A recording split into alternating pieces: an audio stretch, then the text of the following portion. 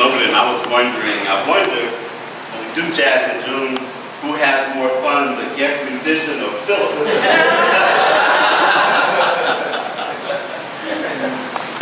But thank you. Thank you. Sharing with us today. Awesome. Two simple words. Our Father. Two simple words. Our Father. What Carolyn said, I'll mention that in a moment.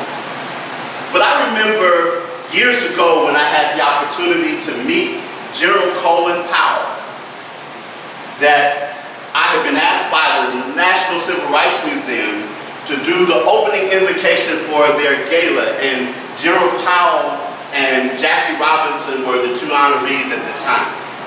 And while Jackie Robinson had already made his transition, his widow and his daughter were there, but then General Powell, before he came into the room, they already had briefed us and said, now when they walk in, you let them be. Don't walk over, don't engage them in conversation, just let them be. He's a busy man, he's an important man, and we don't want people all up in his face, and just go and all of that. And so they gave us instructions on how to behave. And after a few moments of sitting there, not knowing what to expect, the door opened, and if you've seen him, you know that he's a tall gentleman, and he walked in with his very regal and royal bearing, walked in tall with his wife Alma by his side, drinking his hand. But he walked in, and the person who was escorting them, as soon as they came in, he made the signal to everybody like, stay back, stay back.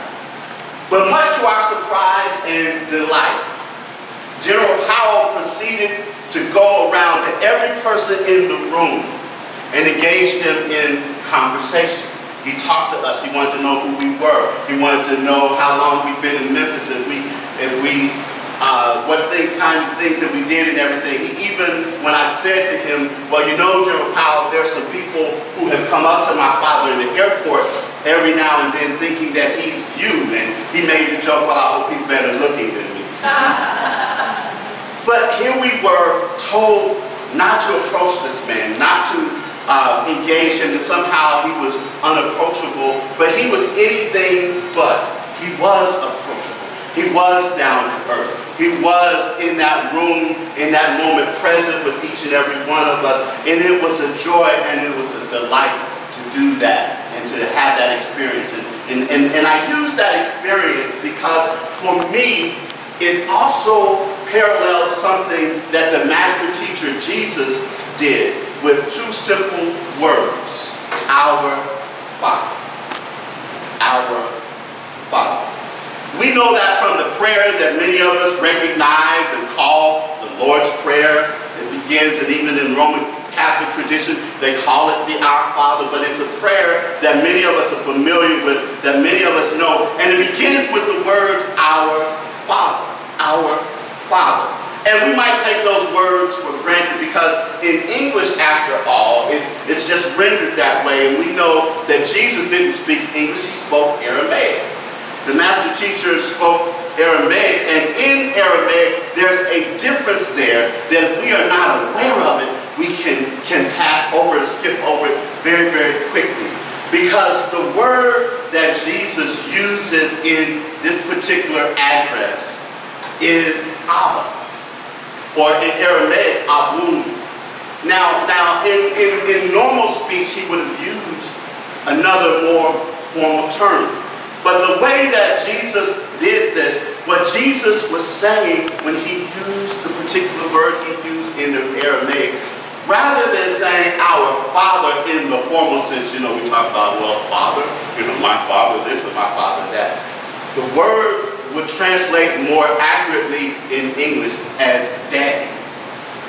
As Daddy, an endearing term, as Daddy. It would be that way. And the things of the time in Jesus' day, people thought that God was somehow unapproachable. That somehow God was off somewhere in the sky and had to be avoided by by people, and as a matter of fact, we know that in Exodus we have that whole story that talks about anybody that sees the face of God cannot live, and all of those things, and that continued to be in Jesus' day and time the perspective that many people had, not understanding, not recognizing that Jesus had come and he had started talking about a different understanding of God. We, even in this day, we've had in our history people who talk about God in that way, God being someone that can't be a presence, that can't be approached, that can't be understood, and all of that. I remember years ago when I was asked to judge not judge, but be a participant in something that the Memphis City Schools at the time was doing, where where the students had their projects and things, and there was a young man who had taken the task on to review one of those sermons by the minister Jonathan Edwards, which is probably one of his most famous, if not the most famous speeches or sermons by him, that is entitled "Sinners in the Hands of an Angry God." Sinners in the hands of an angry God. And he went on to outline that sermon and to talk about it and everything. And the thing of this is that he was impressed by it. And what struck me even more, because he had a display that outlined the parts of it, is that the number of people that walked over to the table that were in agreement with God being this angry. And if you read the sermon, it talks about humankind being like worms being held over the fires of hell and the pits and all of those things, just all of these images, and then the idea that oftentimes we hear people talk about how we are not worthy to be in God's presence and that we have to come humble and begging and all of those things. And in two simple words, the master teacher Jesus moves all of that out of the way. Our Daddy.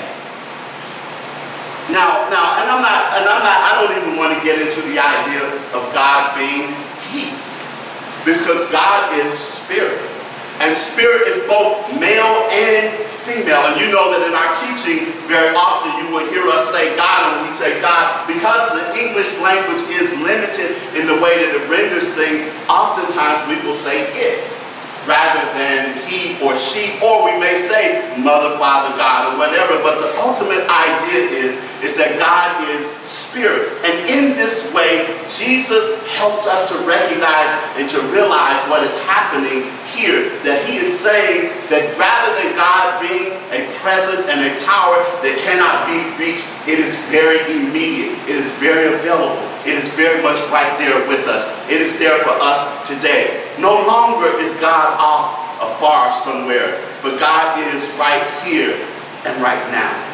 And then, if you think about it, Jesus adds a universal understanding to this phrase, because he uses the word our. Not those people over there. Not the people who believe this. Not the people who wear that. Not the people who eat this and not that, those things, but our universal presence. Our universal supreme force. Our source. Our Daddy. Our Father. And in this Father's Day, I think about that. See, when we start to think about, oftentimes in the past, and even now, there's some people, when we talk about God the Father, there are people who have daddy issues. I remember a woman who came to me one time, and she was desperate for prayer. She said, please pray for me. Please pray for me. Please pray for me. And she was so insistent and so desperate. I said, I will pray for you. But can you tell me what's going on? She said, well, I would pray to God myself, but God isn't speaking to me. And I said, what do you mean God isn't speaking to you? She said, well, I did some things that I'm not proud of. And because of that, God's not speaking to me. And so as we went further in our conversation, she started talking about that not only was God not speaking to her, but her biological father was also not speaking to her. And as she shared that story, and she started talking about the relationship that she had with her biological father, I could very clearly see that the relationship she had with her biological father, she also transferred on to God. And so the daddy issues she was having with her biological father, but somehow she had pulled God into the picture, and it was difficult to get her to see that wasn't the case. I mean, she almost wanted to fight me. But I said, this will help you if you understand that God never stops speaking to us. God never turns God's back on us. God is always with us. God is always abiding in us. There is no way that the relationship with God can ever be spoiled, can ever be ended, can ever be ruptured, only if we turn our back on God.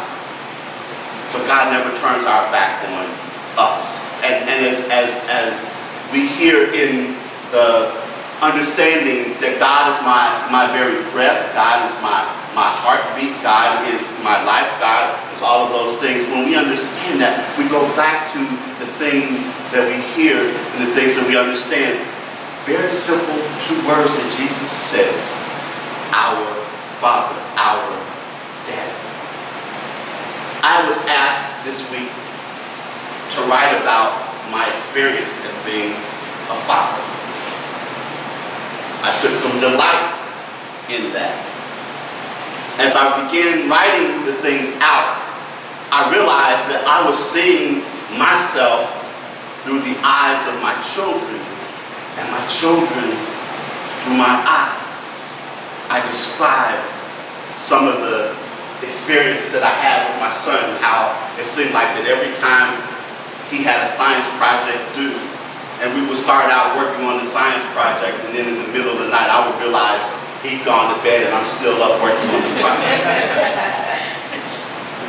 I remember the conversations talking to him about being a black man in this society, and what it means to always be aware of where you are and what it is that you are doing, and never stop by the police. A speech that many people don't have to have with their sons, but knowing that, understanding sometimes it's the choice between asserting your rights and who you are and just making it home.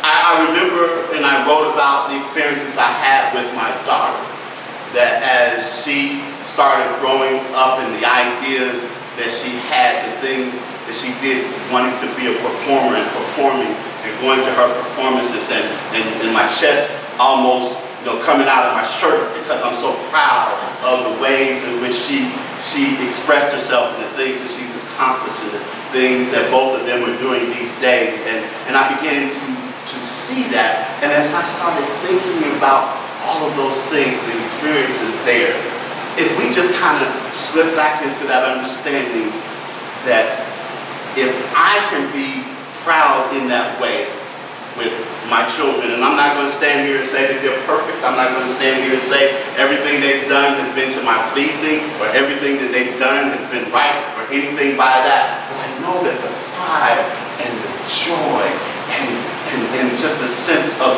accomplishment and fulfillment and of love that I feel for being a father. And I think about how this universal presence is the same way about each and every one of you. You see, going back to the story I started out in the beginning, we were made to think that Colin Powell was unapproachable and he was anything but. And in the same way, there may be some teachings that will tell us that we can only approach God this way, or only God that way, or God only hears this person, or only that person. But what I want to say is that I know that the same feelings that I have, experience that I have, the joy that I have, the love that I have, just the whole sense of knowing that all is well that I have, God has the same with us. Source has the same with us. Spirit has the same with us. And the thing of it is that rather than being unapproachable, is very approachable and experiences the world with us.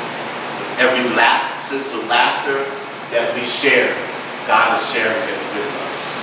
With every tear that we shed, God is shedding those with us. With every bit of joy that we experience, God is right there in the midst of that joy. In the situations, pain that we might have, God is there with us in the pain. God is with us through all of those things.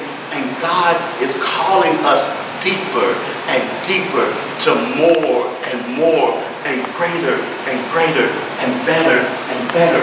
And what I want you to leave from here this morning understanding is just how much you are already in God's presence, and God is present in you. And there is nothing that can take this away from you. Nothing that can sever the relationship. Nothing that can make you anything less than what you are, which is an absolute, perfect, whole expression of God. You are here this morning.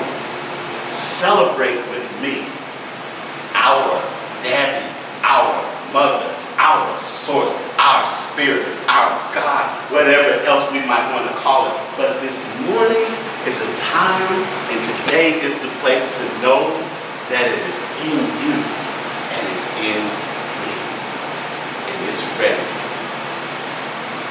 Come on, because I love you. And so it is.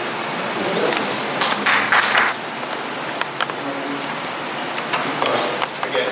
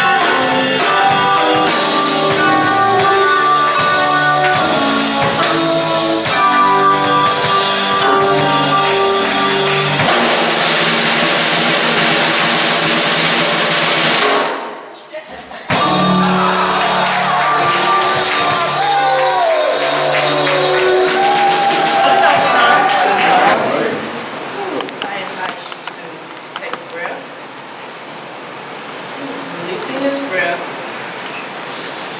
knowing that there is only one power and one presence in the universe, and that is God. And as each of us takes in all that we've learned today, take it in, we make it our own, and we simply live from those very truths. We give thanks for all who have participated today. We give thanks for the centering moment, the affirmative reading, beautiful music, and just the beautiful energy that each and every person has brought into the space and into this place today. Moving forward, we change and we shift from that old, worn out idea that our Father is somebody way up in the sky, far off, judging us. And we move into the knowing that it's our Daddy. That person that we can go to with anything. When I fall, there's someone there to wipe away my tears. And when I'm sad, there's someone there to bring me joy. When it's hot, there's someone there to just bring me ice cream. My Daddy. That enduringness that has always been a part of me. Because deep within, my Daddy has always been there, was there from the beginning, will be there after the end. For I am part of my Daddy. It is part of me. Releasing all. I let go. I let God. So it is. So it is.